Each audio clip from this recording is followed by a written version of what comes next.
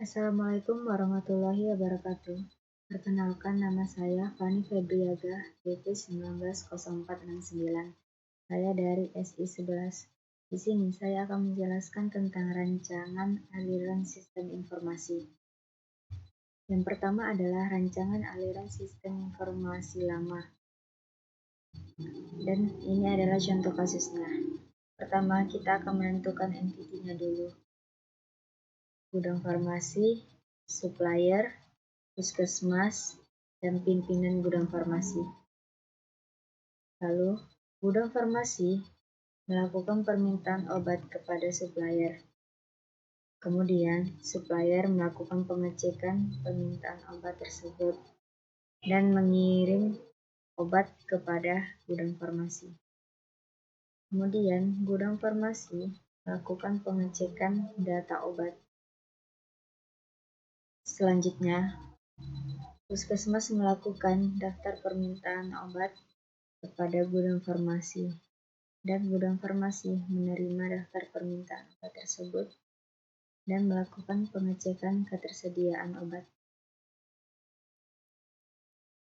Lalu, gudang farmasi mengeluarkan surat bukti barang keluar yang dilakukan secara manual dan menghasilkan surat bukti barang keluar dan obat yang diminta.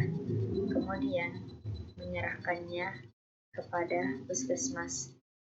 Lalu, puskesmas menandatangani surat bukti barang keluar tersebut dan menghasilkan surat bukti barang keluar yang sudah ditandatangan dan bukti sampel pemakaian obat, yang kemudian diserahkan kepada gudang farmasi.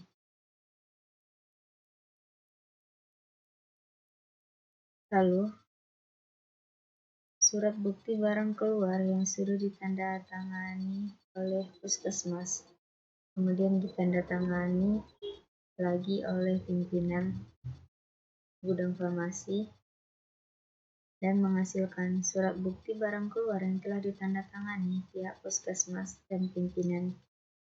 Kemudian, gudang farmasi membuat laporan persediaan secara manual yang dibuat dalam 2 rangkap dan diserahkan kepada pimpinan gudang farmasi. Selanjutnya, saya akan menjelaskan tentang aliran sistem informasi baru. Entitinya yaitu gudang farmasi, supplier, puskesmas, dan pimpinan gudang farmasi. Sesuai kasus yang sudah diberikan, gudang farmasi melakukan permintaan obat kepada supplier. Kemudian, supplier melakukan pengecekan permintaan obat tersebut secara komputerisasi, lalu melakukan pengiriman obat kepada gudang farmasi. Setelah itu, gudang farmasi melakukan pengecekan data obat secara komputerisasi. Kemudian, puskesmas melakukan permintaan daftar obat kepada gudang farmasi, dan gudang farmasi menerima daftar permintaan obat tersebut, lalu melakukan pengecekan ketersediaan obat secara komputerisasi. Setelah itu, gudang farmasi mengeluarkan surat bukti barang keluar secara manual dan menghasilkan surat bukti barang keluar dan obat yang diminta. Lalu menyerahkannya ke puskesmas dan pihak puskesmas menandatangani surat bukti barang keluar tersebut dan menghasilkan surat bukti barang keluar yang sudah ditandatangani dan bukti sampel pemakaian obat. Kemudian diserahkan kepada gudang farmasi. Surat bukti barang keluar yang sudah ditandatangani puskesmas kemudian diserahkan kepada pimpinan untuk ditandatangani dan menghasilkan surat bukti barang keluar yang telah ditandatangani pihak puskesmas dan pimpinan. Lalu, gudang farmasi membuat laporan persediaan secara komputerisasi. Laporan persediaan yang dibuat sebanyak 2 rangkap lalu diserahkan pada pimpinan gudang farmasi.